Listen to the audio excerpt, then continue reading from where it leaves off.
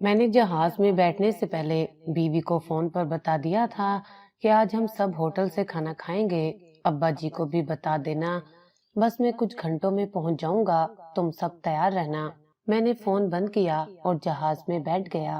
میں آج 8 سال بعد پردیس سے واپس پاکستان آ رہا تھا۔ میں نے یہاں سے بہت پیسہ کما کر بیوی بچوں کے لیے بھیجا تھا تاکہ وہ سکون کی زندگی گزار سکیں۔ گھر پہنچا تو دیکھا ہر چیز ویسے کی ویسے تھی، بس ایک چیز بدلی ہوئی تھی اور وہ تھے میرے ابا۔ میرا ابا جو کبھی میرے ہر سوال کا جواب کہانی کی صورت میں دیتا تھا، آج بالکل خاموش ہو گیا تھا۔ ان کے چہرے پر کوئی خوشی یا مسکراہٹ نہیں تھی۔ میں نے سوچا عمر کا اثر ہے یا پھر بڑھاپے کی تھکن۔ سب گھر والے تیار ہو چکے تھے، مگر جب میں نے ابا سے پوچھا تو انہوں نے باہر جانے سے انکار کر دیا، حالانکہ انہیں بھوک لگی تھی اور گھر میں آج کچھ نہیں بنا تھا۔ میری منت کرنے پر بھی انہوں نے انکار کر دیا۔ بچے شور مچا رہے تھے، اس لیے میں بیوی اور بچوں کو لے کر چلا گیا اور ابا گھر پر اکیلا رہ گیا۔ سوچا واپسی پر کھانا لیتا آؤں گا۔ میں نے ہوٹل میں سب کے چہروں پر خوشی اور مسکراہٹ دیکھی، مگر میرے دل میں ایک کانٹا چبھتا رہا۔ میں نے خود کو کئی بار سمجھایا، یہ میرا وہم ہے، سب ٹھیک ہو جائے گا۔ میں نے واپسی پر ابا کے لیے کھانا اور راستے میں سے ایک نئی سفید چادر خریدی جو ابا کو بہت پسند تھی۔ سوچا وہ خوش ہو جائیں گے۔ گھر پہنچ کر میں نے وہ کھانا اور چادر انہیں دی تو وہ بولے، میں نے پہلے بھی کہا تھا مجھے بھوک نہیں ہے، اور یہ چادر۔ اب میرا ان چیزوں سے دل بھر چکا تھا۔ یہ تم اپنے لیے رکھ لو، میرے پاس بہت چادریں ہیں۔ ان کی آنکھوں میں کچھ تھا، شاید کوئی ڈر یا شاید کوئی راز، اور میں اندر سے کانپ گیا۔ میں نے کئی بار ابا سے بات کرنے کی کوشش کی، کئی بار ان کے پاس بیٹھا، ان کے چہرے پر وہ پرانی ہنسی تلاش کی، مگر وہ کہیں کھو گئی تھی۔ بیوی ابا کے سامنے آتی تو وہ نظریں جھکا لیتے اور ان کا جسم کسی خوف سے کانپنے لگتا۔ ایک دن بیوی چائے لے کر ان کے کمرے میں گئی اور کمرے کا دروازہ اندر سے بند کر دیا۔ میں نے دروازے کے قریب جا کر سرگوشی کی، مگر مجھے کچھ سمجھ نہ آیا۔ اب مجھے یقین ہو گیا تھا کہ کچھ گڑبڑ ضرور ہے۔ اگلے دن میں نے ابا کے کمرے میں موبائل کا کیمرہ آن کر کے چھپا دیا۔ سوچا دیکھوں تو صحیح بیوی بند کمرے میں ابا کے ساتھ کیا کرتی ہے۔ شام کو واپس آ کر کیمرے کی ریکارڈنگ دیکھی اور جو سنا، میرا تو دل کانپ کر رہ گیا تھا۔ میرا پورا جسم کانپنے لگا۔ میری بیوی ابا کے سامنے کھڑی تھی، اس کا چہرہ سخت، آنکھوں میں غصہ اور لبوں سے نکلا ایک جملہ، تیرا بیٹا واپس آ گیا ہے، اگر ایک لفظ بھی بولا تو میں ویسا ہی کروں گی جیسا وعدہ کیا تھا۔ ابا کے ہاتھ کانپ گئے، ان کی زبان ہلکی سی لرزی، مگر کچھ نہ کہا۔ میں اسکرین کے سامنے پتھر بن گیا۔ میرے اندر سے کسی نے چیخ کر کہا، کون سا وعدہ، کس بات کی دھمکی، یہ سب کیا ہے؟ اس رات نیند آنکھوں سے کوسوں دور تھی۔ میں بار بار ابا کے چہرے کو یاد کرتا، ان کی وہ خاموش آنکھیں، ان کا لرزتا جسم، اور خود سے سوال کرتا، کیا میں 8 سال کسی خواب میں زندہ تھا؟ کیا میری زندگی جھوٹ تھی؟ اگلی صبح میں نے ابا کے سامنے بیٹھ کر کہا، ابا کچھ تو بولیے، یہ خاموشی اب برداشت نہیں ہو رہی۔ وہ دیر تک چپ رہے، پھر ان کی آنکھوں سے آنسو بہنے لگے اور انہوں نے بس اتنا کہا، بیٹا کچھ باتیں دل پر بوجھ بن جائیں تو زبان سے نکل نہیں پاتی، تمہیں سچ جاننا ہی ہے تو بیٹھ جاؤ۔ میں بیٹھ گیا، میری سانسیں رک گئی تھیں، دل جیسے کہہ رہا تھا اب کچھ ایسا سننے جا رہا ہے جو سب بدل دے گا، اور وہ سچ، وہ کالی رات میرے وجود کو چیرنے کے لیے تیار تھی۔ ابا کے کمرے میں ایک عجیب سی خاموشی تھی، دیواروں پر ٹنگی تصویریں جیسے سب کچھ سن رہی تھیں مگر بول نہیں پا رہی تھیں۔ میں ان کے سامنے بیٹھا تھا، میری نظریں ان کے چہرے پر اور ان کی نظریں زمین پر جمی ہوئی تھیں۔ ہوا جیسے رک گئی تھی، پنکھا چل رہا تھا مگر اس کی آواز بھی خوف میں دب گئی تھی۔ میں نے آہستہ سے کہا، ابا اب کچھ نہ چھپائیے، میں سب جاننا چاہتا ہوں۔ انہوں نے سر اٹھایا، آنکھوں میں نمی تھی، ہونٹ ہلے، الفاظ جیسے حلق میں پھنس گئے۔ پھر وہ دھیرے سے بولے، بیٹا کچھ سچ ایسے ہوتے ہیں جو کہے نہیں جاتے، لیکن اگر تم اصرار کر رہے ہو تو سنو اور برداشت کرو۔ میں نے گہری سانس لی۔ ابا نے بات شروع کی، جب تم پردیس گئے اس دن میں نے تمہیں رخصت کرتے وقت کہا تھا نا کہ بیٹا عزت کو ہمیشہ سب سے اوپر رکھنا۔ میں نے سر ہلایا۔ ہاں یاد تھا۔ ابا نے کہا تمہارے جانے کے کچھ مہینے بعد تمہاری بیوی کا رویہ بدلنے لگا، وہ اکثر باہر جانے لگی۔ پہلے میں نے سمجھا شاید گھر کے کاموں سے تھک جاتی ہے یا بازار جاتی ہوگی، لیکن وقت کے ساتھ ساتھ اس کے لباس، اس کے بات کرنے کا انداز اور اس کے چہرے کی چمک بدل گئی تھی۔ ان کی آواز بھر گئی۔ میں سن رہا تھا مگر دل چیخ رہا تھا کہیں یہ سب جھوٹ ہو، یہ خواب ہو۔ ایک دن بیٹا، ابا کی آنکھیں بھیگ گئیں۔ میں نے اسے ایک اجنبی مرد کے ساتھ دیکھا۔ پہلے یقین نہیں آیا مگر پھر کئی بار دیکھا۔ میں نے اسے سمجھایا، منت کی کہ ایسا نہ کر، تیرا شوہر تیرے لیے سب قربان کر رہا ہے۔ وہ ہنس پڑی اور کہا کہ اگر میں نے تمہیں یا کسی کو بتایا تو میں اپنے بچوں کو مار دوں گی۔ زمین میرے قدموں کے نیچے سے کھسک گئی۔ کیا؟ میں بس اتنا ہی کہہ پایا۔ ابا نے سر جھکا کر کہا، ہاں بیٹا، میں نے اس دن سے بولنا چھوڑ دیا۔ میں نے تمہیں کچھ نہیں بتایا کیونکہ مجھے ڈر تھا کہ اگر تم نے غصے میں کوئی قدم اٹھایا تو وہ واقعی بچوں کو نقصان پہنچا دے گی۔ میں اپنے پوتوں کی مسکراہٹ کے لیے چپ رہا اور دن رات یہ زہر پیتا رہا۔ میرے جسم کا ہر حصہ لرزنے لگا۔ میں نے ہاتھوں سے چہرہ چھپا لیا، یوں لگا جیسے دنیا اندھیری ہو گئی ہو۔ میں چیخنا چاہتا تھا مگر آواز گلے میں مر گئی۔ ابا بولتے جا رہے تھے، بیٹا میں روز مرتا تھا جب وہ فون پر ہنستی تھی، میں دیواروں کے پیچھے آنسو بہاتا تھا، جب وہ کسی کی کال پر مسکراتی تھی تو میرے دل میں خنجر اترتا تھا، مگر میں چپ رہا کیونکہ میں جانتا تھا اگر تمہیں بتایا تو سب برباد ہو جائے گا۔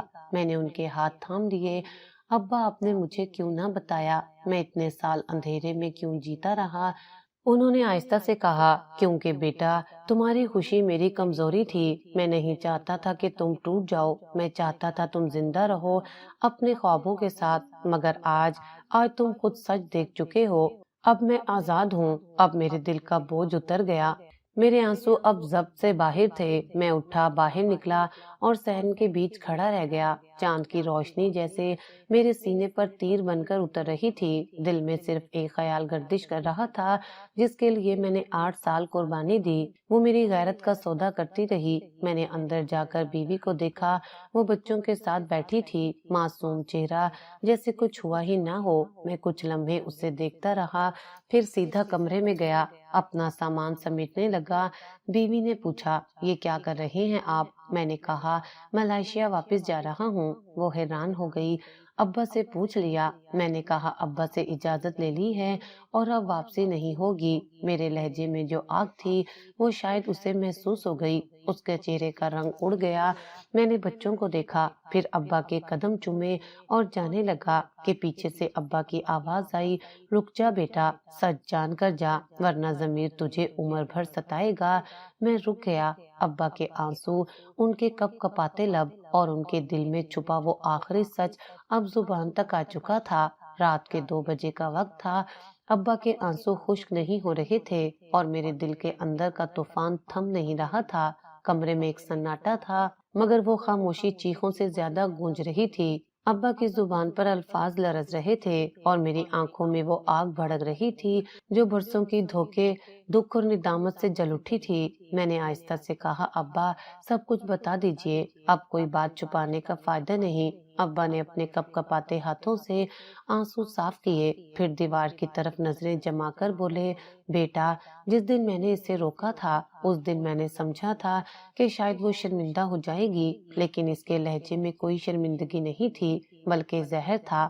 اس نے میری آنکھوں میں آنکھیں ڈال کر کہا تھا، میں تمہارے بیٹے سے تنگ آ گئی ہوں، وہ صرف کمانا جانتا ہے، جینا نہیں، اور اگر تم نے میری بات کسی کو بتائی تو تمہارے پوتوں کی لاشیں تمہارے سامنے رکھ دوں گی۔ میں سن کر ساکت رہ گیا، میرے اندر جیسے کوئی چیز ٹوٹ کر بکھر گئی۔ ابا کی آنکھوں میں وہ منظر آج بھی تازہ تھا، ان کی آواز کانپ رہی تھی مگر وہ بولتے جا رہے تھے۔ میں نے اسی دن اپنے آپ سے وعدہ کیا کہ جب تک تم واپس نہیں آتے میں خاموش رہوں گا۔ میں نے اپنی زبان کو قفل لگا دیا۔ میں نے دن کے اجالے میں بھی رات جیسی خاموشی اوڑھ لی۔ میں نے اس کی ہر بے ادبی، ہر ظلم برداشت کیا کیونکہ مجھے ڈر تھا کہ وہ واقعی کچھ نہ کر بیٹھے۔ میں نے اپنے رب سے دعا کی کہ یا تو تم جلدی لوٹ آؤ یا میرا دم نکل جائے تاکہ میں یہ بوجھ لے کر نہ جیتا رہوں۔ میں اب زمین پر بیٹھ گیا، میری سانسیں اکھڑنے لگیں، دل میں ایک ہی سوال تھا، میں کہاں تھا جب یہ سب ہو رہا تھا؟ میں نے 8 سال باہر گزارے اس امید پر کہ گھر خوش رہے گا، مگر میرا گھر تو جل رہا تھا اور میں وہاں تپتی فیکٹری کی چھتوں تلے دھوپ کے نیچے اپنا خون پسینہ ایک کر رہا تھا۔ ابا بولتے گئے، کئی راتیں ایسی آئیں جب وہ دیر سے آتی تھی اور میں دروازے کے پیچھے بیٹھا رہتا۔ جب وہ آہستہ قدموں سے گزرتی میں سجدے میں گر جاتا اور رب سے دعا کرتا، اے خدا اسے ہدایت دے یا میری سانس لے لے، لیکن وہ نہ بدلی نہ میری سانس رکی، بس میرا ضمیر آہستہ آہستہ مر گیا۔ بیٹا، میں وہ باپ ہوں جو اپنے ہی بیٹے کے گھر میں قیدی بن کر رہا۔ ابا کی یہ بات سن کر میرا جسم کانپنے لگا، میرے اندر سے چیخ نکلی، بس ابا بس، مزید نہیں سن سکتا۔ میں نے اپنے سینے پر ہاتھ رکھا، یوں لگ رہا تھا جیسے دل سینے سے باہر آ جائے گا۔ ابا نے میرا ہاتھ تھاما اور کہا، بیٹا میں نہیں چاہتا کہ تم بدلہ لو، میں چاہتا ہوں تم انصاف لو۔ بدلہ خون کو جنم دیتا ہے اور انصاف روح کو سکون دیتا ہے۔ میں چپ چاپ اٹھا اور باہر صحن میں چلا گیا۔ رات کی ہوا سرد تھی مگر میرے جسم میں آگ لگی ہوئی تھی۔ میں نے آسمان کی طرف دیکھا، چاند آدھا تھا، جیسے میری زندگی کا ادھورا حصہ۔ میرے دماغ میں ایک ہی تصویر گردش کر رہی تھی، بیوی کی مسکراہٹ، ابا کے لرزتے ہاتھ اور وہ سال جو میں نے پردیس میں جل کر گزارے تھے۔ میں نے زمین پر گھٹنوں کے بل بیٹھ کر کہا، اے اللہ مجھے صبر دے یا طاقت دے، مگر صبر اور طاقت میں ایک بار ایک لکیر تھی اور اس رات میں اس لکیر کو عبور کرنے کے قریب تھا۔ اگلی صبح میں نے خود کو شیشے کے سامنے دیکھا، میرا چہرہ بدلا ہوا لگ رہا تھا، آنکھوں میں وحشت تھی اور ہونٹوں پر خاموش نفرت۔ میں نے بیوی کو دیکھا، وہ بچوں کو اسکول بھیجنے میں مصروف تھی۔ ایک لمحے کے لیے مجھے لگا جیسے کچھ ہوا ہی نہیں، جیسے یہ سب ایک ڈراؤنا خواب ہو، مگر پھر میں نے ابا کو دیکھا، وہ بیٹھے تھے، اپنے ہاتھوں کو بار بار مسل رہے تھے، جیسے کوئی گناہ اپنی ہتھیلیوں سے مٹا نہیں پا رہا ہو۔ میں ان کے پاس گیا اور کہا، ابا میں جا رہا ہوں۔ انہوں نے چونک کر کہا، کہاں بیٹا؟ میں نے نظریں جھکائیں، ملائیشیا واپس، مگر اس بار واپسی نہیں ہوگی۔ یہ جملہ کہتے ہوئے میری آواز بھر آئی، ابا کے آنسو ایک بار پھر بہہ نکلے۔ انہوں نے میرے قدم پکڑ لیے، نہ جا بیٹا، اب تو سچ سامنے آ گیا، اب تو ہمیں ایک ساتھ رہنا چاہیے۔ میں نے کہا، ابا کچھ سچ انسان کو جیتے جی دفن کر دیتے ہیں۔ میں اب زمین میں گڑا ہوا بیٹا ہوں جسے کوئی نکال نہیں سکتا۔ مجھے بس کچھ وقت چاہیے خود سے لڑنے کے لیے، اپنے ضمیر کو سنبھالنے کے لیے۔ ابا روتے رہے اور میں گھر سے نکل گیا، دروازہ بند ہوا اور ایک عہد ختم ہو گیا۔ میں نے گلی کے موڑ سے ایک آخری بار مڑ کر دیکھا، ابا دروازے میں کھڑے تھے، ان کے ہاتھ میں وہی سفید چادر تھی جو میں چند دن پہلے ان کے لیے لایا تھا۔ اب وہ چادر ہوا میں لہرا رہی تھی جیسے کوئی کفن یا شاید دعا۔ زندگی کے کچھ موڑ ایسے ہوتے ہیں جہاں انسان خود سے نظر نہیں ملا سکتا۔ میں انہی دنوں میں سے گزر رہا تھا۔ گھر چھوڑنے کے بعد 3 دن میں نے در بدر گزارے، نہ نیند تھی نہ بھوک نہ کوئی سمت، بس دل میں ایک ہی سوال تھا، کیا محبت واقعی اندھی ہوتی ہے یا ہم خود اندھے بن جاتے ہیں؟ چوتھے دن میں واپس گھر نہیں گیا بلکہ ایک پرانے دوست کے پاس جا ٹھہرا، ناصر کے ہاں۔ ناصر نے سب کچھ سنا مگر کچھ نہ کہا، بس ایک لمبی سانس لی اور بولا، بھائی عورت اگر محبت کرے تو جنت بنا دیتی ہے اور اگر دھوکہ دے تو قبر بنا دیتی ہے۔ میں نے نظریں جھکا لی، یہ جملہ میرے دل میں تیر کی طرح لگا۔ کچھ دیر خاموشی رہی، پھر میں نے کہا، ناصر میں صرف ایک بات جاننا چاہتا ہوں، سچائی کی قیمت کیا ہے؟ ناصر نے جواب دیا، سچائی کی قیمت بھائی، سچائی ہمیشہ خون سے ادا ہوتی ہے، کبھی اپنی کبھی اپنے کسی اپنے کی۔ اس رات میں نے ایک فیصلہ کر لیا، میں اب بھاگنے والا نہیں تھا، میں واپس جاؤں گا لیکن بدلہ لینے نہیں، حساب لینے۔ میں نے اگلی صبح بیوی کو فون کیا، آواز معمولی سی سر تھی، میں آ جا رہا ہوں، بچوں سے کہنا ابو واپس آ رہے ہیں۔ وہ کچھ لمحے خاموش رہی، پھر مصنوعی خوشی سے بولی، واقعی؟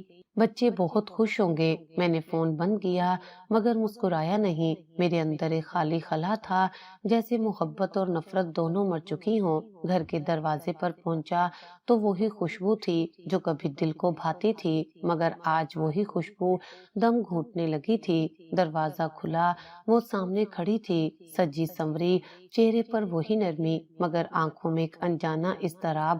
تم آ گئے؟ ہاں آ گیا۔ میں نے اندر قدم رکھا۔ ابا اپنے کمرے میں تھے۔ انہوں نے مجھے دیکھا اور ان کی آنکھوں میں ایک لمحے کے لیے چمک آئی، پھر وہ چمک ٹوٹ گئی۔ میں بیوی کی طرف مڑا۔ بیٹھو، مجھے بات کرنی ہے۔ وہ تھوڑا ہچکچائی مگر صوفے پر بیٹھ گئی۔ میں نے میز پر پڑی اپنی جیب سے خالی لفافہ نکالا۔ یہ کیا ہے؟ یہ سچ ہے۔ لفافے میں وہ تصاویر تھی جو ناصر نے پچھلی رات دی تھی۔ میرے ایک واقف نے چپکے سے شہر کے ایک کیفے میں اسے کسی کے ساتھ دیکھا تھا۔ تصاویر صاف تھی، الفاظ کی ضرورت نہیں تھی۔ وہ لمحہ عجیب تھا، نہ میں چیخا نہ الزام لگایا، بس خاموشی سے اس کی آنکھوں میں دیکھا۔ وہ آنکھیں جو کبھی میری دنیا تھیں آج اجنبی لگ رہی تھیں۔ وہ ہکلا کر بولی، یہ سب جھوٹ ہے، میں بس ایک دوست سے ملی تھی، تمہیں غلط فہمی ہوئی ہے۔ میں نے آہستہ کہا، غلط فہمی؟ ابا کے چہرے کے زخم بھی غلط فہمی تھے، ان کے لرزتے ہاتھ بھی، ان کا خوف، یہ سب بھی غلط فہمی تھی۔ اس نے نظریں جھکا لی، خاموشی ٹوٹنے کی بجائے گہری ہو گئی۔ میں نے کہا، میں تمہیں سزا دینے نہیں آیا، میں تمہیں آئینہ دکھانے آیا ہوں۔ تم نے جس محبت کو رون دیا وہ اب واپس نہیں آئے گی۔ اب تم آزاد ہو، مجھ سے، میرے احساس سے، اور اس گھر سے بھی۔ میں نے ابا کے کمرے کا دروازہ کھولا، وہ رو رہے تھے۔ میں ان کے پاس گیا، ان کا ہاتھ پکڑا۔ ابا، سب ختم ہو گیا، اب کوئی دھوکہ باقی نہیں۔ انہوں نے میرا ہاتھ چوما اور آہستہ سے کہا، بیٹا یاد رکھنا، دھوکے کی قیمت کبھی الفاظ سے نہیں ادا ہوتی، وہ ہمیشہ وقت چکاتا ہے، اور وقت کبھی رحم نہیں کرتا۔ میں نے سر جھکا لیا، میرے آنسو اب اندر ہی بہہ رہے تھے۔ کچھ دنوں بعد وہ گھر چھوڑ کر چلی گئی۔ میں نے اس کے لیے کوئی بد دعا نہیں کی، بس بچوں کو گلے لگایا اور ان سے کہا، ماں سے نفرت نہ کرنا کیونکہ وہ تمہارا حصہ ہے۔ میں چاہوں بھی تو تمہیں ماں سے جدا نہیں کر سکتا۔ بچے رونے لگے۔ ابا نے مجھے دیکھا اور پہلی بار مسکرا دیے۔ اب تو مرد بن گیا ہے بیٹا، دھوکہ تجھے توڑ نہیں سکا، اس نے تجھے پہچان دی ہے۔ میں نے آسمان کی طرف دیکھا، بادلوں کے پیچھے سے ہلکی روشنی پھوٹی، لگا جیسے خدا کہہ رہا ہو، اب تم نے دھوکے کی قیمت ادا کر دی ہے، اب صبر کی فصل کا وقت ہے۔ رات کے اندھیروں میں ایک عجب سا سکوت تھا، گھر میں سب سو گئے تھے، مگر میری آنکھوں کو نیند چھو کر بھی نہیں گزری۔ چاندنی صحن میں پھیل کر جیسے میرا حال سن رہی تھی۔ میں چھت پر بیٹھا ابا کے الفاظ دہرا رہا تھا، دھوکے کی قیمت وقت چکاتا ہے اور وقت کبھی رحم نہیں کرتا۔ تبھی دروازے پر ہلکی سی دستک ہوئی، ایسی دستک جیسے کوئی خوف میں ہو یا کسی پچھتاوے میں جل رہا ہو۔ میں نیچے اترا، دروازہ کھولا اور سامنے وہ کھڑی تھی، میری سابقہ بیوی، چہرہ اترا ہوا، آنکھوں کے نیچے گہرے سائے، بال بکھرے ہوئے، ہاتھ کانپ رہے تھے جیسے کئی دنوں سے نیند اور قرار غائب ہو۔ میں چند لمحے اسے دیکھتا رہا، پھر آہستہ سے بولا، کیا چاہیے تمہیں؟ اس نے نظریں جھکائیں، آواز میں کپ کپاہٹ تھی، بس چند باتیں، آخری بار۔ میں نے دروازہ آدھا کھولا، آخری باتیں ان لوگوں کی ہوتی ہیں جو مرنے والے ہوں، کیا تم مر چکی ہو؟ اس کے آنسو بہہ نکلے، ہاں اندر سے مر چکی ہوں۔ میں نے چپ چاپ سر جھکا لیا، پھر پیچھے ہٹ کر کہا، آ جاؤ، لیکن یاد رکھو اب یہ گھر وہ نہیں جہاں تمہارا کوئی حق باقی ہے۔ وہ اندر آئی، ابا کے کمرے سے روشنی آ رہی تھی، شاید وہ جاگ رہے تھے۔ میں نے دروازہ بند کیا اور صوفے پر بیٹھ گیا۔ وہ سامنے آ کر کھڑی ہو گئی جیسے کوئی مجرم عدالت میں جج کے سامنے کھڑا ہو۔ میں معافی مانگنے نہیں آئی، اس نے کہا، کیونکہ میں جانتی ہوں میرے گناہ معافی کے لائق نہیں۔ میں نے سرد لہجے میں کہا، پھر کیوں آئی ہو؟ سزا سننے آئی ہوں۔ میرے دل میں کچھ ٹوٹا، سزا؟ تمہیں سزا دینے کے لیے اب کچھ نہیں بچا، تمہارے اعمال خود تمہارے لیے سزا بن چکے ہیں، جس کو تم نے چنا تھا وہ تمہیں ٹھکرا چکا ہے، اب کیا باقی ہے؟ وہ رو پڑی، فرمان مر گیا ہے۔ میری پلکیں جھپکیں، کیا کہا تم نے؟ ہاں میں نے مار دیا اسے، اس کی آواز لرز گئی۔ میں نے اسے اپنے ہاتھوں سے ختم کر دیا، جس کے لیے میں نے تمہیں چھوڑا، جس کے لیے میں نے اپنی عزت بیچی۔ جب اس نے کہا کہ تم صرف میرے لیے وقت گزارنے کا سامان تھی تو میں نے اس کے سینے میں خنجر گھونپ دیا۔ میرے قدم ڈگمگا گئے۔ ابا دروازے تک آ گئے، ان کے چہرے پر خوف کی لکیر تھی۔ میں نے آہستہ کہا، تم نے قتل کیا؟ ہاں، وہ زمین پر گر گئی۔ اب مجھے کوئی پناہ نہیں چاہیے، بس چاہتی تھی تم سن لو، یہ انجام ہے اس دھوکے کا جو میں نے تمہیں دیا۔ ابا کے آنسو نکل آئے، انہوں نے آسمان کی طرف دیکھا۔ یا اللہ، یہ کیسا انصاف ہے کہ گناہ اپنی ہی سزا بن جاتے ہیں۔ میں نے پولیس کو فون کیا، میرے ہاتھ کانپ رہے تھے۔ اس نے میری طرف دیکھا، تم پولیس کو بلاؤ گے؟ میں نے کہا، میں نہیں، تمہارا انجام خود دروازہ کھٹکھٹا رہا ہے۔ یہ وہ دستک ہے جس سے کوئی بچ نہیں سکتا۔ چند منٹوں بعد دروازے پر دستک ہوئی، بھاری فیصلہ کن مقدر کی دستک۔ پولیس آ گئی۔ وہ خاموشی سے اٹھی، ہاتھ آگے بڑھائے اور بولی، چلو، میں تیار ہوں۔ پولیس والے اسے لے گئے، دروازہ بند ہوا اور گھر میں صرف سسکیوں کی گونج رہ گئی۔ اگلی صبح جب سورج نکلا تو اس کی روشنی عجیب تھی، نہ گرم نہ سرد، بس خالی۔ میں نے ابا کے پاس جا کر کہا، انجام نے دستک دے دی، اب کیا باقی ہے؟ ابا نے آہستہ کہا، باقی ہے دعا، تیرے لیے اور اس کے لیے بھی، کیونکہ بیٹا گناہ جتنا بھی بڑا ہو، توبہ اس سے بڑی ہے۔ میں نے ابا کے کندھے پر سر رکھا، آنسو بہ رہے تھے، مگر دل میں سکون کا ایک چھوٹا سا چراغ جل چکا تھا۔ شاید یہی انجام کی پہلی دستک تھی، درد کے بعد آنے والی روشنی کی خبر۔ صبح کے سورج نے آج پہلی بار اپنے رنگ بدل لیے تھے۔ روشنی وہی تھی، مگر احساس بدل چکا تھا۔ میں آئینے کے سامنے کھڑا تھا، چہرہ وہی تھا جو 8 سال پہلے پردیس گیا تھا، لیکن آنکھوں میں اب کہانیوں کے پہاڑ سمٹے تھے۔ ابا صحن میں بیٹھے تسبیح گھما رہے تھے، ان کی آنکھوں میں سکون تھا، مگر اندر کہیں ایک تھکن بھی چھپی تھی، ایسی تھکن جو برسوں کے ضبط سے پیدا ہوتی ہے۔ میں ان کے پاس گیا، ابا، انہوں نے تسبیح روک دی اور مسکرا کر بولے، ہاں بیٹا، آج تیرا لہجہ بدل گیا ہے، اب تو وہ نہیں رہا جو ملائیشیا گیا تھا، اب تو وقت کے بھٹے سے پکا ہوا لوہا بن چکا ہے۔ میں نے سر جھکایا، ابا، میں نے بہت کچھ کھویا، اپنا اعتماد، اپنی محبت، اپنا گھر، لیکن شاید خدا نے مجھے کچھ دیا بھی ہے، سمجھ۔ ابا نے آہستہ کہا، بیٹا، سمجھ سب سے بڑی دولت ہے، مگر یاد رکھ، سچائی کا قرض ہمیشہ باقی رہتا ہے۔ جب تک تو اپنے آپ سے اور اپنے خدا سے سچ نہ بولے، یہ قرض نہیں اترتا۔ میں نے پوچھا، اور یہ قرض کیسے ادا ہوتا ہے ابا؟ انہوں نے میری طرف دیکھا، سچائی کو جینا پڑتا ہے بیٹا، صرف کہنا کافی نہیں۔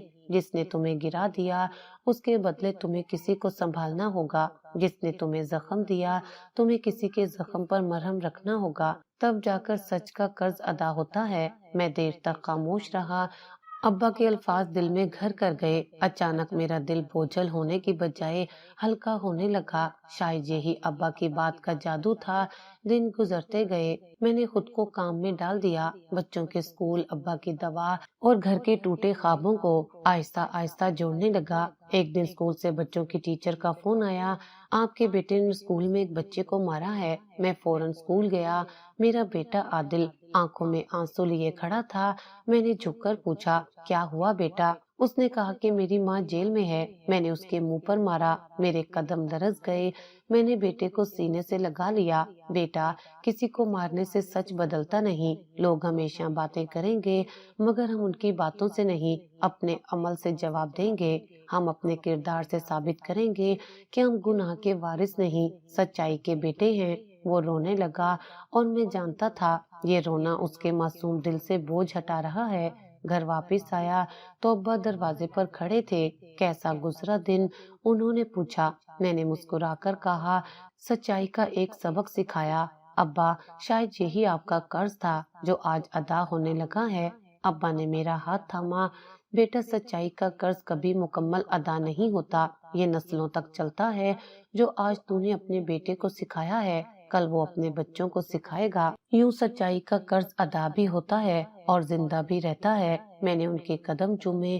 ابا، آج آپ کے بیٹے نے آپ کے خوابوں کی عزت لوٹا دی ہے۔ میں کمزور نہیں رہا، میں اب اپنی کہانی کا سچا کردار بن چکا ہوں۔ ابا کی آنکھوں سے آنسو بہہ نکلے۔ بیٹا، سچ بولنے والوں کے حصے میں ہمیشہ آنسو آتے ہیں، مگر یہی آنسو جنت کے دروازے کھولتے ہیں۔ رات کے وقت جب میں بچوں کو سلا رہا تھا، چھت پر ٹمٹماتے ستارے جیسے کہہ رہے تھے، تم نے قرض ادا کر دیا، اب تم آزاد ہو۔ میں نے آسمان کی طرف دیکھا، ایک چمکتا ہوا ستارہ جیسے ابا کی تسبیح کی روشنی بن گیا تھا۔ دل کے اندر ایک نرمی، ایک روشنی اور ایک احساس شکر کے ساتھ میں نے آنکھیں موند لیں۔ وقت گزرتا گیا، دن مہینوں میں، مہینے برسوں میں بدلنے لگے۔ زخموں کے نشان تو مدھم ہو گئے، مگر یادیں اب بھی دل کے کسی کونے میں دھڑکتی تھی۔ میں نے اپنی زندگی کو صبر اور محنت سے سنوار لیا تھا۔ بچے بڑے ہو رہے تھے، ابا کی صحت میں بھی کچھ بہتری آنے لگی تھی۔ گھر کی فضا میں اب خاموشی نہیں تھی، بلکہ ایک عجیب سا سکون تھا، جیسے طوفان کے بعد کی ٹھنڈی ہوا۔ ایک شام میں صحن میں بیٹھا بچوں کے ہوم ورک دیکھ رہا تھا کہ دروازے پر ہلکی سی دستک ہوئی، وہی دستک جو کبھی میرے ماضی کی علامت بن چکی تھی۔ میں نے دروازہ کھولا، سامنے ایک اجنبی کھڑا تھا، ہاتھ میں فائل، چہرے پر نرمی۔ کیا آپ عمران صاحب ہیں؟ جی کہیے۔ میں وکیل ہوں، راولپنڈی جیل سے آیا ہوں۔ آپ کی سابقہ بیوی نے ایک وصیت چھوڑی ہے۔ میرا دل جیسے رک گیا۔ وصیت؟ وہ ہاں، کل ہی اس کی قید ختم ہوئی، لیکن وہ زندگی کی قید سے نہ نکل سکی۔ اس نے آخری سانسوں میں آپ کے نام کچھ الفاظ لکھوائے ہیں۔ میں نے فائل تھامی، ہاتھ کانپ گئے۔ وکیل نے خاموشی سے سر جھکایا اور چلا گیا۔ میں دیر تک دروازے پر کھڑا رہا۔ بارش ہونے کو تھی۔ بچوں نے پوچھا، ابو سب ٹھیک ہے؟ میں نے مسکرا کر کہا، ہاں بیٹا، سب ٹھیک ہے، مگر دل کے اندر کہانی کا وہ دروازہ دوبارہ کھل گیا تھا۔ میں نے ابا کے کمرے میں جا کر کہا، ابا وہ چلی گئی۔ ابا نے تسبیح روک دی۔ کبھی کبھی قسمت واپس نہیں آتی بیٹا، صرف اس کے نشان رہ جاتے ہیں۔ میں نے آہستہ کہا، لیکن ابا اس نے مرنے سے پہلے کچھ لکھا ہے میرے لیے۔ کیا؟ پڑھو۔ انہوں نے اس بات میں سر ہلایا۔ میں نے لفافہ کھولا۔ تحریر لرزتے ہاتھوں سے لکھی گئی تھی، عمران جب تم یہ خط پڑھو گے میں شاید اس دنیا میں نہ رہوں۔ میں نے تمہیں دھوکہ دیا، تمہارا یقین توڑا، تمہارے باپ کو چپ کرایا اور تمہاری زندگی کو زخموں سے بھر دیا، لیکن جیل کی دیواروں نے مجھے وہ دکھ دکھائے جنہوں نے میرا غرور توڑ دیا۔ ہر رات جب اذان کی آواز آتی تھی، میں اپنے گناہوں پر رو کر سجدے میں گر جاتی تھی۔ مجھے تمہارے ابا کے آنسو یاد آتے تھے، تمہاری خاموشی یاد آتی تھی۔ میں جان گئی کہ میں نے صرف تمہیں نہیں، خدا کو بھی دھوکہ دیا۔ میری سزا ختم ہو گئی، مگر میرا دل رہا نہیں۔ میں نے اپنے گناہوں کا کفارہ دینے کے لیے اپنے کچھ زیور بیچے اور یہ مکان خریدا۔ اس کے کاغذات میں نے تمہارے نام کروا دیے ہیں۔ یہ تمہارے بچوں کا حق ہے۔ میری ایک خواہش ہے، میری قبر پر کبھی نفرت لے کر نہ آنا۔ اگر آؤ تو بس یہ دعا دینا، اللہ اس عورت کو معاف کر دے جس نے دیر سے سچ جانا۔ تمہاری خطا کار نادیہ۔ لفظ ختم ہوئے، مگر خاموشی نے صحن کو بھر دیا۔ میں دیر تک کچھ نہ بول سکا۔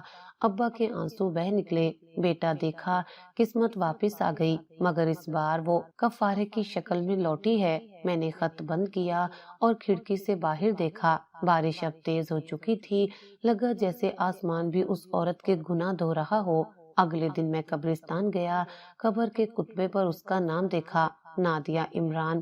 میرے لبوں پر ہلکی سی دعا آئی، اللہ تو جانتا ہے میں نے اسے معاف کر دیا، کیونکہ اگر میں معاف نہ کرتا تو میں بھی اسی قید میں رہتا جس میں وہ زندگی بھر رہی۔ ہوا نے قبر کی مٹی کو ہلکا سا چھوا، مجھے لگا جیسے وہ آخری بار کہہ رہی ہو، تم نے مجھے بخش دیا اور یہی قسمت کی اصل واپسی ہے۔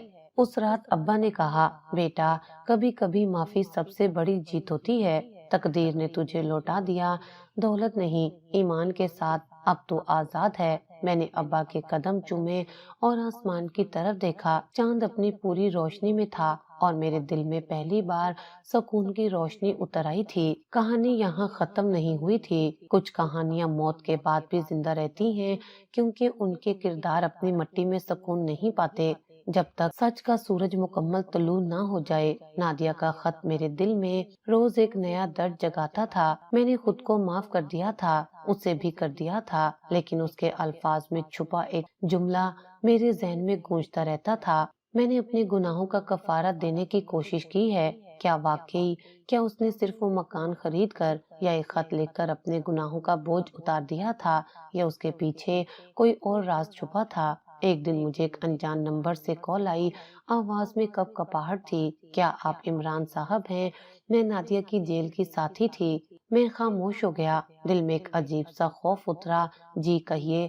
اس نے مرنے سے ایک رات پہلے آپ کا نام بہت لیا تھا، کہتی تھی کاش ایک بار تمہیں دیکھ پاتی۔ اس نے مجھ سے وعدہ لیا کہ میں آپ کو ایک بات ضرور بتاؤں کہ جو مکان اس نے خریدا اس میں صرف آپ کا حق نہیں بلکہ ایک اور زندگی کا بھی حق ہے۔ میں نے چونک کر پوچھا، کون سی زندگی؟ آواز خاموش ہو گئی، پھر آہستہ بولی، آپ کا بیٹا جو زمین میں گڑ گیا تھا وہ زندہ ہے۔ عمران صاحب، میرے ہاتھ سے فون گر گیا، سانس رک گئی، میرے گرد دنیا جیسے ٹھہر گئی تھی۔ کیا کہہ رہی ہیں آپ؟ وہ تو نہیں، اس نے آپ سے جھوٹ بولا تھا۔ پیدائش کے وقت بچہ زندہ تھا، لیکن اس نے اپنے باپ کی نفرت کے خوف سے اسے اپنی بہن کے سپرد کر دیا۔ وہ بچہ اب جوان ہو چکا ہے اور لاہور میں ایک یتیم خانے میں استاد ہے۔ میری آنکھوں سے آنسو بہہ نکلے، میں وہیں کرسی تھام کر بیٹھ گیا۔ ابا پاس آئے۔ کیا ہوا بیٹا؟ میں نے کہا، ابا، قسمت نے ایک بار پھر لوٹا دیا، اس بار میری اولاد کے روپ میں۔ میں اگلے دن لاہور روانہ ہوا۔ رستے میں دل میں عجیب سی کیفیت تھی، غم، خوشی، حیرت، سب کچھ اکٹھا۔ میں نے سوچا شاید یہی وہ خوشبو ہے جسے گناہ کے بعد سچائی کی ہوا لے آتی ہے۔ یتیم خانے کے دروازے پر پہنچا تو سامنے ایک نوجوان کھڑا تھا، چہرہ نادیہ سے کچھ مشابہ اور آنکھوں میں وہی سوال جو برسوں پہلے میری آنکھوں میں تھا۔ میں نے آہستہ کہا، بیٹا تمہارا نام کیا ہے؟ احمد۔ احمد۔ نادیہ میرے قدم لڑ کھڑا گئے۔ میں نے کہا، تم اپنی ماں کے نام سے پکارے جاتے ہو؟ وہ مسکرایا، جی، وہ کہتی تھی کہ میرے باپ کا نام میرے لیے مقدس ہے، میں صرف تب جان پاؤں گا جب وہ خود آ کر میرا ہاتھ تھامیں گے۔ میں نے وہیں کھڑے کھڑے اس کا چہرہ تھاما۔ بیٹا تمہارا باپ آیا ہے اور اب تمہاری ماں کی ندامت کی خوشبو میرے دل تک پہنچ گئی ہے۔ احمد کے آنسو میرے آنسوؤں سے مل گئے، یتیم خانے کی فضا بدل گئی، وہاں جہاں کبھی گناہ کی بدبو تھی آج بخشش کی خوشبو پھیل گئی تھی۔ ابا جب لاہور پہنچے تو انہوں نے احمد کو دیکھا، اس کے سر پر ہاتھ رکھا اور کہا، بیٹا تمہاری ماں نے سچ میں توبہ کی تھی، کیونکہ جو گناہ اپنی اولاد کو روشنی میں بدل دے وہ بدبو نہیں خوشبو بن جاتا ہے۔ رات کو ہم سب نادیہ کی قبر پر گئے۔ احمد نے مٹی پر ایک گلاب رکھا اور کہا، امی آپ نے جھوٹ بولا مگر وہ جھوٹ زندگی بن گیا، میں آپ کو معاف کرتا ہوں جیسے ابو نے کیا۔ ہوا میں ایک نرم سی خوشبو پھیل گئی، جیسے قبر کی مٹی خود اعتراف کر رہی ہو کہ گناہ جب سچائی کے قدموں میں گرتا ہے تو وہ خوشبو بن جاتا ہے۔ زندگی کبھی بھی مکمل ختم نہیں ہوتی، یہ صرف شکل بدل لیتی ہے۔ ایک خواب اگر مٹی میں دفن ہو جائے تو دوسرا خواب کسی نئی آنکھ میں جنم لیتا ہے۔ میں اکثر سوچتا ہوں اگر نادیہ نے سچ نہ بتایا ہوتا، اگر احمد میرے پاس نہ آتا، اگر ابا کی خاموشی نہ ٹوٹتی تو شاید میں اب بھی اندھیرے میں بھٹک رہا ہوتا، لیکن اب سب کچھ بدل چکا تھا۔ ابا کی آنکھوں میں سکون تھا، احمد کی آنکھوں میں یقین، اور میرے دل میں پہلی بار روشنی۔ احمد میرے ساتھ رہنے لگا، ہم نے پرانا گھر ٹھیک کرایا، وہی جہاں ابا کا کمرہ تھا، جہاں کبھی خوف اور دھمکی گونجتی تھی اب وہاں آذان کی صدا آتی تھی۔ ایک دن احمد میرے پاس آیا، ابو میں یتیم خانے واپس جانا چاہتا ہوں، وہاں بہت سے بچے ہیں جن کے اب بھی کوئی نہیں، میں چاہتا ہوں کہ انہیں وہ بناؤں جو میں خود بن نہ سکا، باپ کا سایہ۔ میں نے حیرت سے اسے دیکھا، میرے دل میں نرمی کی ایک لہر اٹھی۔ بیٹا تمہاری ماں کی نیکی تمہارے اندر زندہ ہے، جاؤ ان کے لیے روشنی بن جاؤ جو اب بھی اندھیرے میں ہیں۔ احمد نے ایک تعلیمی مرکز قائم کیا جس کا نام رکھا روشنی کے وارث۔ وہاں یتیم بچے پڑھنے آتے اور احمد خود انہیں پیار سے پڑھاتا۔ میں اکثر اس کے پیچھے کھڑا ہو کر دیکھتا تو محسوس ہوتا جیسے نادیہ کی روح وہاں موجود ہو، ہر بچے کے چہرے پر مسکراہٹ آتی۔ ایک دن احمد نے مجھ سے کہا، ابو میں چاہتا ہوں کہ آپ بھی وہاں پڑھیں۔ ان بچوں کو وہ صبر سکھائیں جو آپ نے جیا ہے۔ میں ہنس دیتا، میں تو فقط ایک ٹوٹا ہوا شخص ہوں بیٹا، میں کیا سکھا سکتا ہوں؟ احمد نے میرا ہاتھ تھاما۔ ٹوٹے ہوئے لوگ ہی روشنی بانٹتے ہیں ابو، کیونکہ انہیں اندھیرے کی پہچان ہوتی ہے۔